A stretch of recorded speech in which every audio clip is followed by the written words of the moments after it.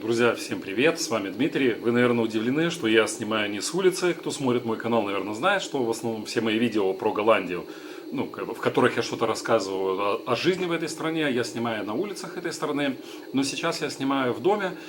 Дальше вы поймете, почему я это делаю. Давайте приступим, чтобы не затягивать это видео.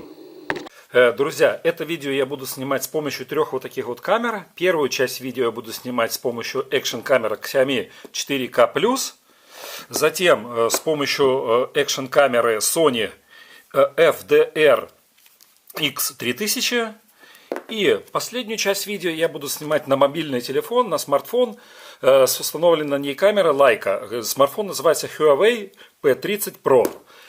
Когда я буду переходить с одной камеры на другую, я вам это буду говорить. Друзья, в этом видео я хотел бы сделать обзор на девайсы. Видите, такое вот модное английское слово. Раньше мы говорили аппаратура. Так вот, я хотел бы сделать обзоры, с помощью которых, вот этих девайсов, я снимаю видеоблоги, видеосъемку простую или фотосъемку. Сейчас вы на своих экранах видите то, что у меня есть в наличии, чем я пользуюсь. И хочу поподробнее остановиться на каждом из них. Это займет достаточно-таки долгое время, где-то на полчаса, так что если кто захочет, может посмотреть это видео. Я думаю, девушкам тоже будет это интересно, потому что у меня есть какие-то такие решения, тоже подсмотренные, если честно сказать, у каких-то иностранных коллег. Вот, может быть, вам эти решения для съемки ваших, например, инстаграм-видео тоже пригодятся. Друзья, вообще фотосъемкой я начал заниматься с детства, где-то помню, с класса 3-го или с 4-го, с 5-го класса, когда мне было 10-11 лет, мне родители купили первый фотоаппарат, назывался он тогда, по-моему, «Смена». Это такой простейший фотоаппарат, там ничего такого сложного в нем не было, все было фиксировано, все, объектив не крутился. Все это там только была выдержка и диафрагма. Затем я взял у бати фотоаппарат Зенит Е. Вот у него Зенит Е, потом я расскажу подробнее про него. Это легендарный уже фотоаппарат в нашей семье. Он 75-го года, вот смотрите, так вот выглядит. Отец много чего с него снимал. Он даже побывал 2 года в Афганистане. Отец служил в Афганистане, 79-81 год. Тоже много снимков интересных там сделал с войны этой. Вот я взял у него. Это очень классный фотоаппарат. И всю жизнь у меня эта любовь к съемке, к фото сначала съемке, потом к видеосъемке, наверное, привита моим родителям. И поэтому сейчас я хочу рассказать, как я фотографирую, как я снимаю видео. Я не профессионал, я простой любитель, но стремлюсь стать профессионалом не в плане того, чтобы заработать деньги, а в плане того, чтобы повысить свою, так сказать, квалификацию, свои навыки в этом деле. Давайте я вам покажу. Начинать буду рассказывать поподробнее про эти девайсы, или про эту аппаратуру. Смотрите, первое, стоит рядом, просто начну по порядку. Этот слайдер, слайдер это для проводной съемки используется, то есть это чтобы нужно разнообразить ваши видосы, чтобы сделать их креативнее. Я его сам сделал, то есть он сначала продавался изначально просто не моторизированный. Просто эта каретка называется, видите, где стоит шаровая головка. И я его моторизировал сам. Если вам будет интересно, как это все сделать, очень бюджетно это все и очень классно получается. Сейчас я вам покажу, как он ездит, и потом на видео вы тоже можете посмотреть.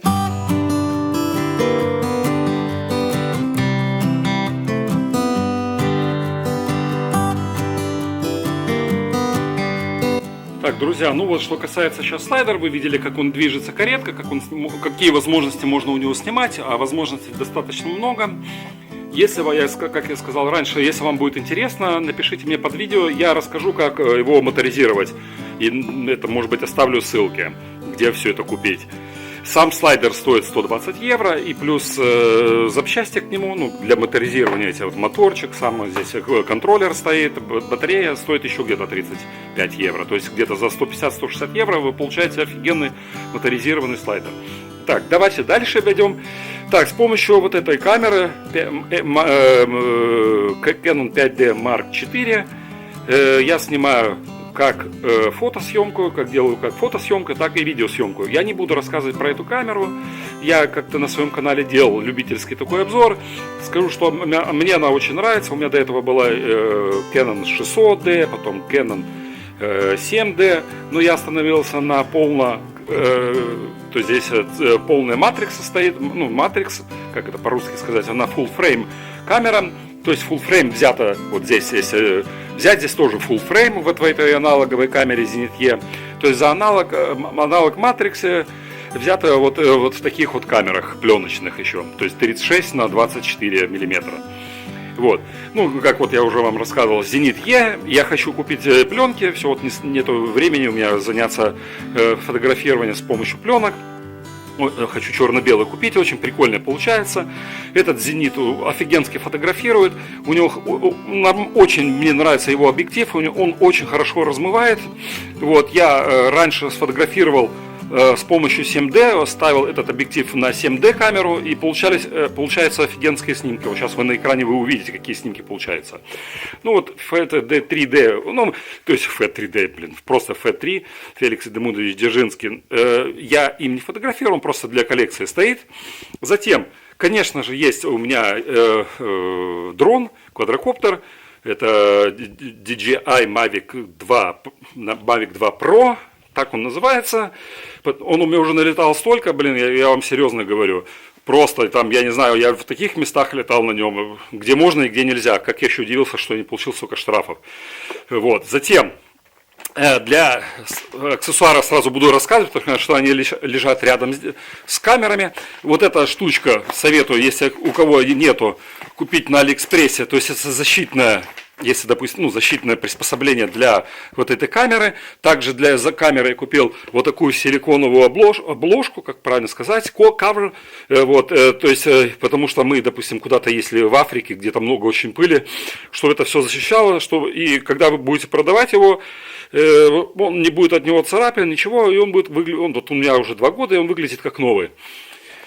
Вот всем бы посоветовал также, вот смотрите, вот такой вот цвет, смотрите, допустим, многие с фотоспышкой, но фотоспышкой в лицо, как правило, профессиональные фотографы не снимают, потому что такое идет засветление. Вот я бы посоветовал вот такой вот цвет, вот смотрите, как он получается, видите, сразу, как хорошо все тени сразу освещает. То есть очень хорошо получается, вот с этим девайсиком очень классно получается. Она там стоит тоже копейки. И очень классно с помощью его подсвечивать и видео, да и фотосъемку тоже. Вот, это пульт от этого дрона. Конечно, у меня очень много различных объективов. То есть объективов, различных фильтров. Я могу от себя только сказать, чем дороже, тем лучше. Я не буду останавливаться подробно на каждом из них. Обязательно надо иметь ND-фильтр, потому что для съемки видео надо, чтобы иногда ваше видео затемнить, вот, чтобы там частоту кадров выставить. Ну, то есть кадры должны быть, если у вас 25 кадров в секунду идет видеозапись, то вам надо выдержку поставить 50, в 2 раза больше. Для этого и нужны ND-фильтр в солнечную погоду затемнять. Есть циркуляционный фильтр, я уже не помню, где они здесь, здесь. Вот. Единственное, как я сказал, также есть, да, видео фильтры для дрона. Чем дороже, тем лучше. Все фильтры у меня дорогие, вот, за 100 евро, там почти 200 евро, вот, потому что они там все с нанопокрытием, они тонкие, они не царапаются, вода на них съезжает, как это по-русски, она не так остается на них вода. Поэтому я бы вам советовал всегда покупать дорогие фильтры, не мелочиться, лучше накопить за полгода на один дорогой фильтр, чем покупать, вот у меня дали с камеры бесплатно вот такой фильтр, блин, Марум или как он там, хрень полная вообще. Так, друзья, смотрите, ну вот, это петличка микрофон, я, блин, ленюсь его всегда делать, согласен, что с ним получается звук намного качественнее, но постараюсь приучить себя снимать с петличкой. Это рюкзак, фоторюкзак, очень классная вещь, у меня сначала был маленький, сейчас побольше, то есть здесь я в него ложу все аксессуары, Вот здесь у меня для чистки объективов, фотоаппарата лежат всякая фигня, здесь SD-карты. Ну, короче, все у меня умещается в этом объективе. Видите, здесь вот, например, в этом отделении лежит аккумулятор для, ну, запасной аккумулятор для моего дрона и так далее и тому подобное. Также, смотрите, рюкзак. Сейчас я вот так перевернусь, я не знаю, немножко вот так снимаю, вам не очень, здесь, конечно, подсвечивает все сбоку, не очень удобно все это подсвечено, ну ладно. Также есть вот такая вот сумка прикольная для дрона, очень, очень удобная вещь. Советую тоже, если у кого есть дрона DJI, вот такую вот сумочку купить, классная. Объективы. Давайте с самого маленького начнем. Это не объектив, это экстендер. Ну, по-русски это говоря, просто удлинитель фокусного расстояния, если взять вот так по-русски сказать. То есть фокусное расстояние, что такое фокусное расстояние? Это расстояние от внешней линзы до вашей матриксы. И вот это и есть фокусное расстояние. И вот чтобы увеличить фокусное это расстояние, он в данном случае увеличивает в 2 раза это расстояние, этот экстендер. Вот. И нужно вот такие вот приспособления. Но когда вы увеличите фокусное расстояние, соответственно, светосила тоже уменьшается. Так что смотрите, когда вы покупаете вот такие вот штучки, у вас, значит, уже, если у вас, допустим, было 2,8 светосила, то станет 5,6. Потому что в 2 раза, видите, стоит. Ну, это он увеличивает в 2 раза, но и он уменьшает светосилу, соответственно. Потому что здесь стоит 4, по-моему, линзы. Вот, это... Нет, это не объектив. Это во время фотосъемки бухать. Пивасик отсюда пить. Так, дальше смотрим, что у меня дальше здесь. Canon 16, ну, минимально 16, максимально 35 мм. Это сверхширокоугольный, сверхшарик, если на жаргоне. Сейчас вы на экране увидите, какие снимки я им делал, так, чтобы примерно вам понимать. Вот, это очень хороший объектив, очень офигенский. Вот, единственный минус у этого объектива, а впрочем, как и у следующего объектива, у этого, у него нету стабилизации. Ну, в принципе, на сверхширокоугольных объективах она как бы и не нужна, но тем не менее, если вы снимаете все это в движении, все равно я бы вам, ну, как бы я бы, если был бы инженером, я бы сюда воткнул бы вот сюда рядом стабилизацию. Пускай она будет, если вам она мешает, вы можете ее всегда отключить.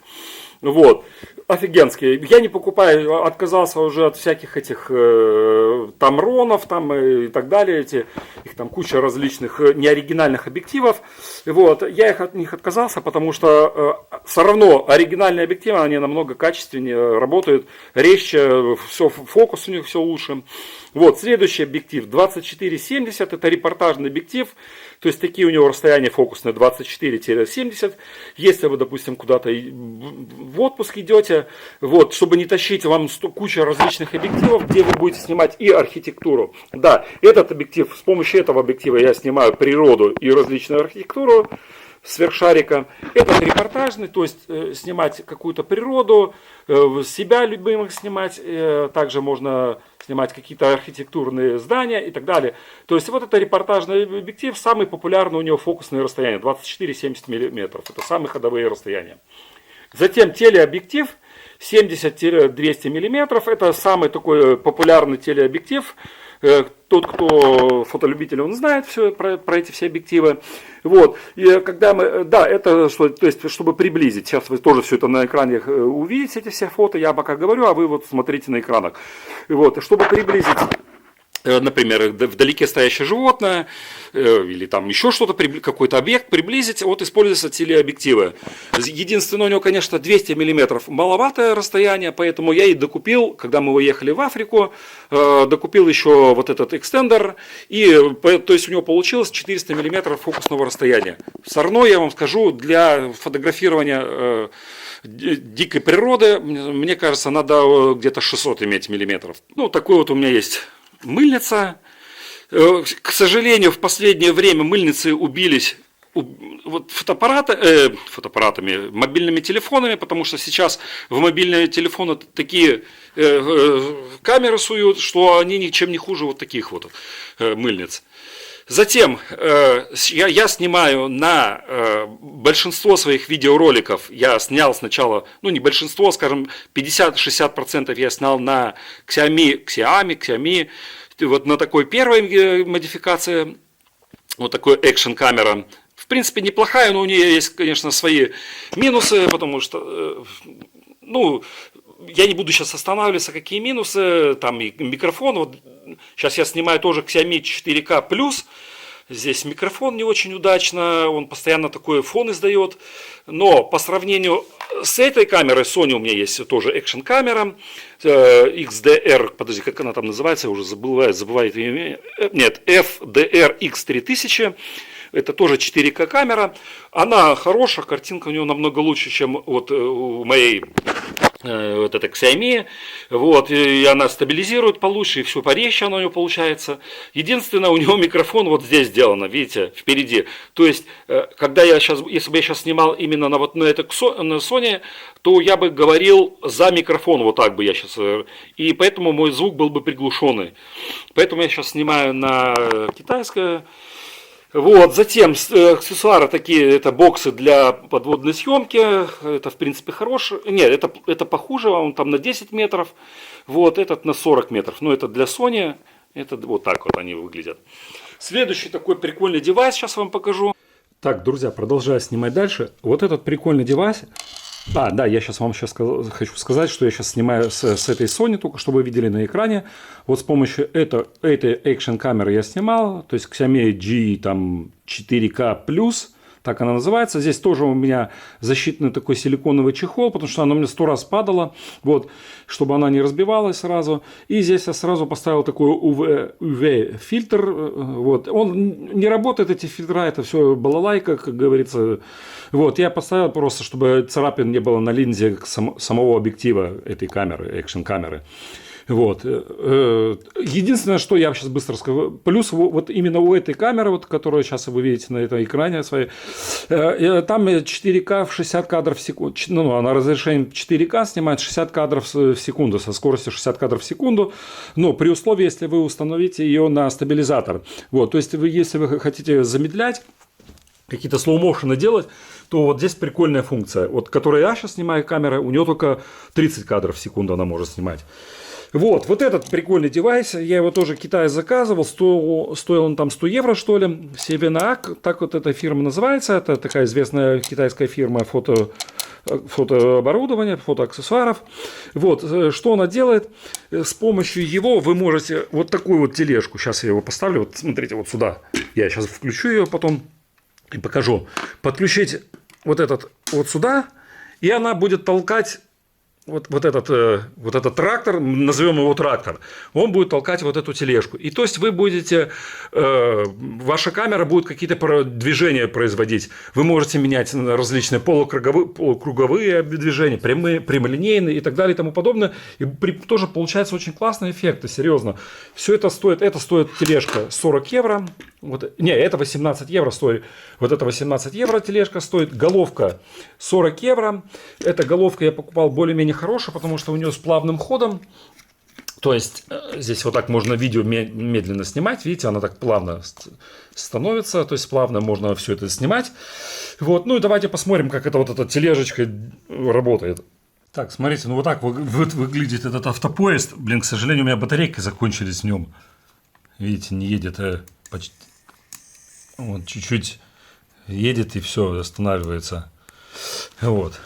Но он больше не для экшн-камер, конечно. Он больше для фотоаппаратов. Вот. Но, тем не менее, вещь удобная очень. И я вам советую, даже если без этого прицепа, просто вот такую вот тележку купить. Она весит не тяжело, немного. Не обязательно такую огромную головку. Можно вот такую вот. Я ее в Китае тоже, по-моему, заказывал.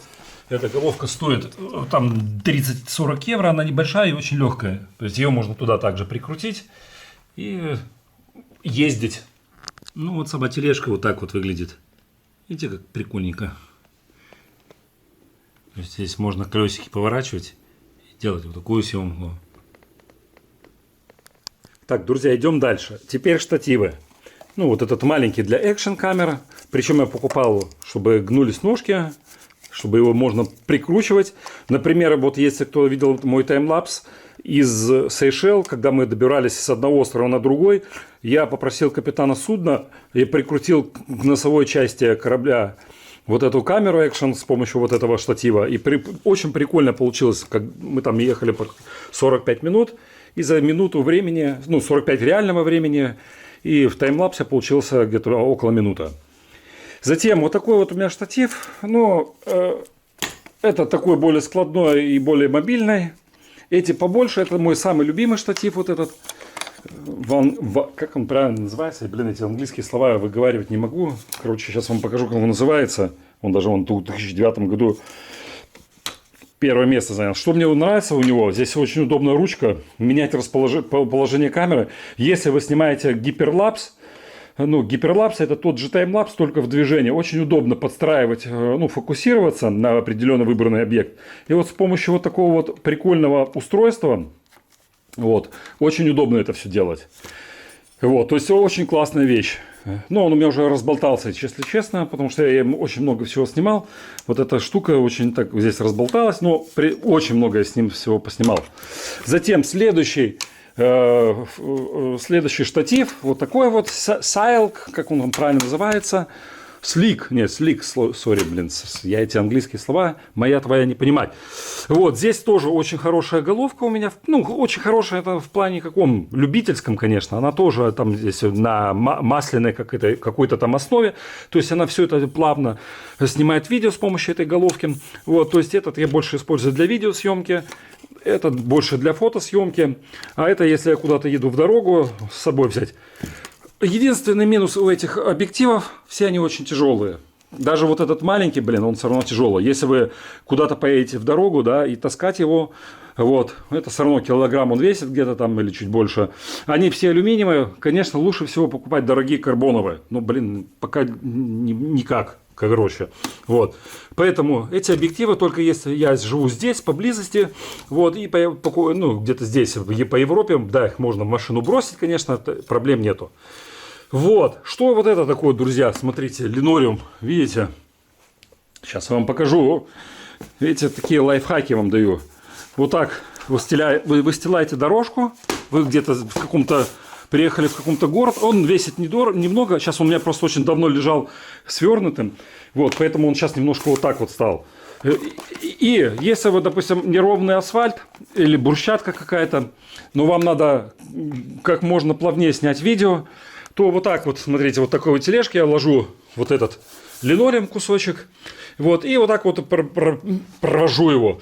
То есть ничего не трясется, это нужно для того, чтобы как можно больше уменьшить тряску видео, ну, на первом начальном этапе стабилизировать видео. Видите, вот сейчас я его катаю, вот, потому что если вот смотрите, вот так будут вот такие вот, видите, он сразу чуть-чуть потрясывается. Вот, и с помощью вот такого линолеума кусочка, то есть вы можете расстелить там 2-3 метра, и он классно получается. Так, идем дальше.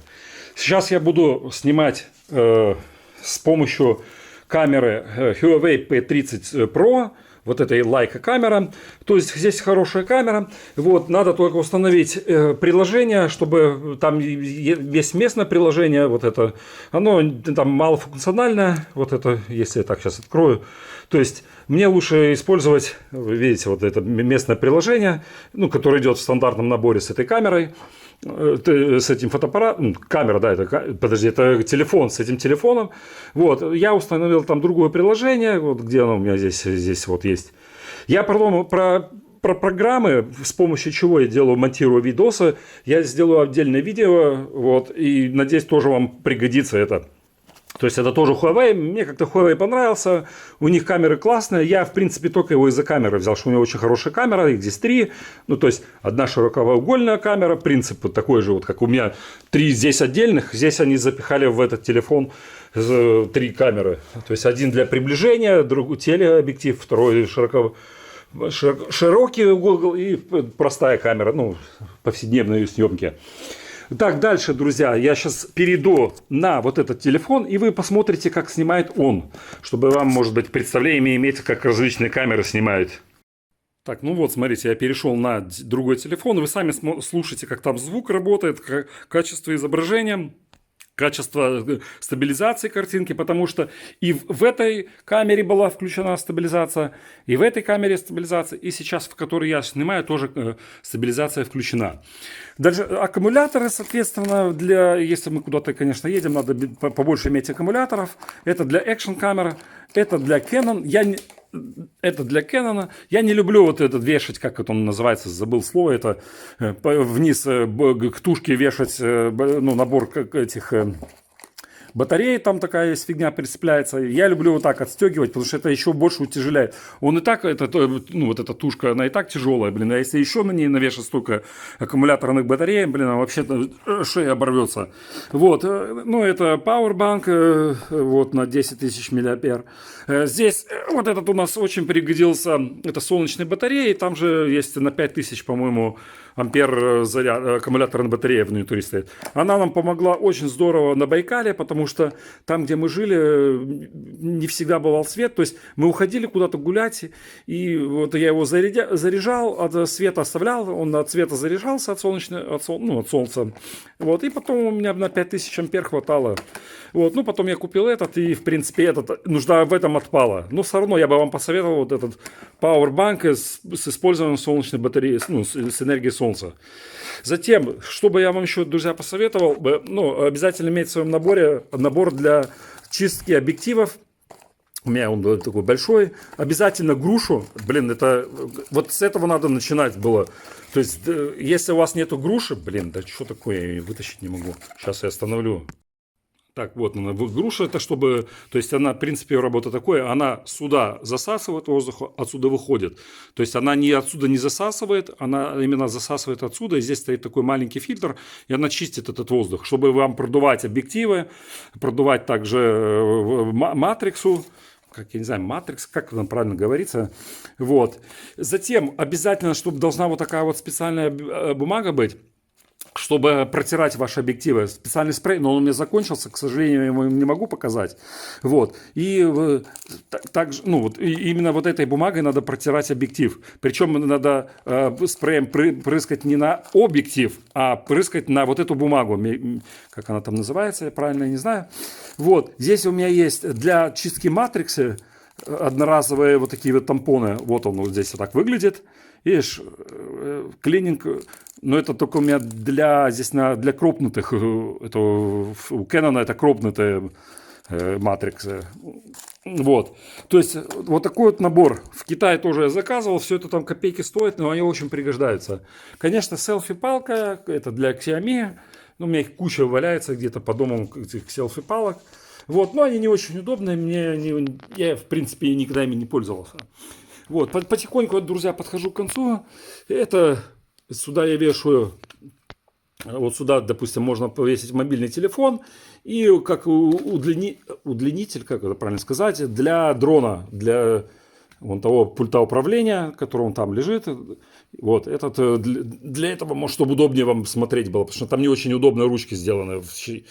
Вот, это что у меня? Это гимбал Moza Air. Трехосевой, то есть он по X, Y, Z. Вот видите, по вертикали, горизонтали и вот в такой оси он стабилизирует. Раз, два, три мотора. Вот, сюда вешается камера. Вот, и он, хороший, в принципе, он неплохой, хорошо, у него много возможностей. Я еще к нему пульт докупил. Вот, то есть пультом вам тоже там достаточно много различных возможностей добавилось с этим пультом. Вот, единственное, с Canon 5D Mark IV, вот я накручивал объектив, или вот этот объектив, вот, 2470, или вот этот 1635, они там весят по 800 грамм, по-моему, и тушка еще там около килограмма. Получается 2 килограмма. Я ставлю практически на максимально, то есть, чтобы его снимать, его надо выставить абсолютный ноль. Вот, я ставлю практически на максимально, вот видите, он стоит. Видите, практически максимальный ноль. Вот, то есть, хотя написано было 3,5 килограмма, 3,2 килограмма, но мне кажется, 3,2 это сказки. Он там где-то 2,5 килограмма максимум. Вот, это это более профессиональная такая вещь для стабилизации видео, для каких-то там наворотов всяких. Вот, я не буду останавливаться на нем подробнее. Вот, я просто покажу вам дальше, что я хочу снять. Так, смотрите, если вот это старший брат, вот, это гимбал iSteady Pro, там, то есть, если это, там, допустим, около 500 евро стоил, то это 70-80 евро. Я считаю, для каждого видеоблогера нужна вот такая штучка, ну, вот, скажем так, по-простому стабилизатор, он в основном только для стабилизации изображения, чтобы ваша картинка не тряслась, чтобы видео было более профессиональным, потому что когда вы без этого, все равно в камере там дигитальная стабилизация, вот, она все равно дает тряску. Это все рекламные трюки. В камерах, ребята, все эта стабилизация, это вся чушь полная. Там стоит обыкновенно дигитально там стабилизирование, и все это ерунда, она ничего не стабилизирует. То есть вот, с помощью этого очень классно. Он 70-80 евро стоит. Вот. И также с помощью этого вы можете снимать таймлапсы. То есть есть установить приложение на ваш мобильный телефон, и с помощью Bluetooth вы можете управлять им, то есть программировать. Он может быть, например, с одной стороны в другую за заданный интервал времени проходить. То есть очень вещь прикольная. Я тоже его в Китае заказывал. Как я уже сказал, 70-80 евро стоит, но очень удобно для видеоблогеров. Есть точно такие же для мобильных телефонов. Ну, я на мобильный телефон практически ничего не снимаю. Вот, в основном на экшн-камеры. То есть вещь очень классная. Здесь даже батарея хорошая, тоже, по-моему, на 5000 мА. То есть вы от этого устройства можете свой телефон подзарядить, если у вас, допустим, телефон сажается. Ну, это чемоданчик черный. Здесь red кнопка. Ну, это от Моза чемоданчик. Так, друзья, ну вот он, смотрите, я прошелся практически по всем своим устройствам, девайсам.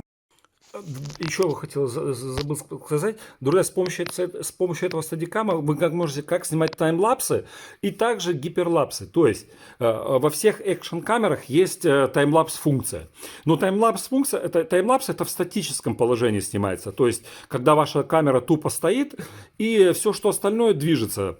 Вот. Но с помощью этого вы можете снимать так, как таймлапсы и гиперлапсы. То есть выставляете интервал времени в вашей экшн-камере. И здесь вы, то есть у вас будет сейчас камера здесь стоять, да, и вы начинаете двигаться. Просто вот так возьмете его, ну, включите его, здесь вот так включается он, и начинаете, допустим, медленно двигаться к какому-то объекту. Или отходя от этого объекта, или в сторону, например, вот так двигаясь в сторону. Вот. То есть он стабилизирует картинку, вот этот стадикам, то есть не дает тряски. Ваша камера делает снимки с определенным интервалом. И так вы получаете такое модное слово гиперлапс. Вам советую тоже для каких-то инстаграмов и еще чего-то. Это все можно делать с помощью фотоаппарата. Не обязательно экшн-камеру покупать. Во всех фотоаппаратах, не фотоаппаратах, а мобильных телефонах, там есть апы, эти приложения, где можно эти таймлапсы скачать, приложение с таймлапсами, вот. И все это так получается классно, и в Инстаграм выставляете, я знаю, что много так делают людей, и выставляют гиперлапсы в Инстаграмы, и вот, и очень классно получается. Смотрите, еще вот такой вот девайсик прикольный, это называется панорамная головка. Есть такие тоже самые для экшн-камер, это для фотоаппарата. Там здесь, по-моему, максимально допустимый вес 2 килограмма. Вот. Очень классно она программируется как по времени, так по углу кручения. Вот. То есть очень классная вещь. Я советую тоже вам, друзья, покупать. С помощью всего вот этих, допустим, вот этой головки или вот этого, вы просто можете разнообразить вашу видеосъемку. Для экшн-камер они просто в раза в 3 меньше, чем это. То есть вот в таком прикольном чемоданчике. Тоже фирма Sevenoak. Я не знаю, как эти китайцы придумают название, китайское свое. И они очень удобные. Так, друзья, ну вот как бы так вот получилась такой вот получился видос про девайсы, с помощью которых я снимаю видео, фотосъемку делаю. Если вам это все понравилось, ставьте пальчики вверх. В следующей серии я хотел бы продолжить вот эту тему и рассказать, с помощью каких программ я монтирую видео, отснятый видеоматериал или фотоматериал. Тоже там есть какие-то нюансы, которые бы я хотел бы поделиться. Может быть, кто-то еще не знал про это, хотя уже, конечно, все это можно найти в интернете. Я Америку не открываю этим, но тем не менее, хотел бы, чтобы на этом канале, на моем канале были мои мнения про вот это все. Если вам все это понравилось, ставьте пальчики вверх, подписывайтесь на канал и до новых встреч.